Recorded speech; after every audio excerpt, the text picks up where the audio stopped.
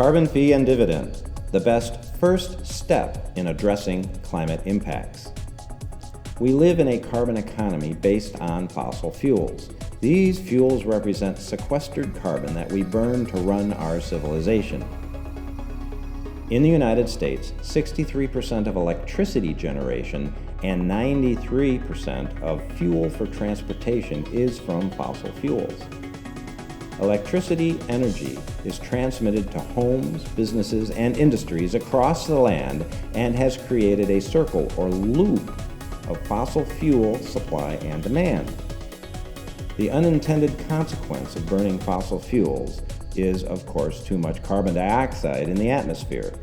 The Earth's ecosystems respond to the burning of the sequestered carbon by warming the globe and causing climate change.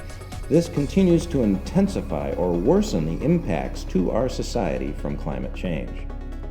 Climate change is the product, therefore, of disrupting the planet's natural carbon cycle. We are caught up in the carbon economy loop. Enter carbon fee and dividend.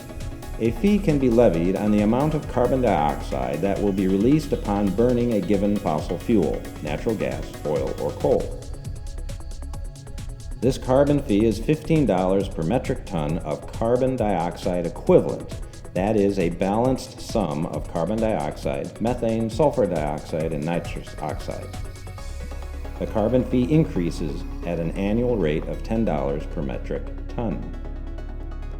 The carbon fee is levied on companies producing fossil fuels at the mine for coal and tar sands, the well for oil and natural gas, and at the port of first entry for any imported fossil fuels from countries that do not have an equivalent carbon fee. So, the fees collected through a Department of Treasury Carbon Dividend Trust Fund are sent to every U.S. citizen and legal resident on an equal basis as a carbon dividend. You and I receive a carbon dividend on a monthly basis. We know the fossil fuel producing companies that pay this fee will pass the cost on to the power generation companies, and they in turn will pass that on to you and me. This means higher fuel bills during this time of transformation. That's not fair to low and middle income households. The carbon dividend will offset the energy rate increases so that this program does not unduly impact low and middle income households. Putting carbon fee and dividend legislation into law using these fee rates will reduce U.S. emissions 90% by 2050 relative to 2015 levels. This policy will increase the use of renewable energy sources by leveling the economics currently biased towards fossil fuels due to subsidies, and draw upon market forces to catalyze innovation and clean energy in all aspects of our society. This inaugurates a new era of innovation through the countrywide use of sustainable practices.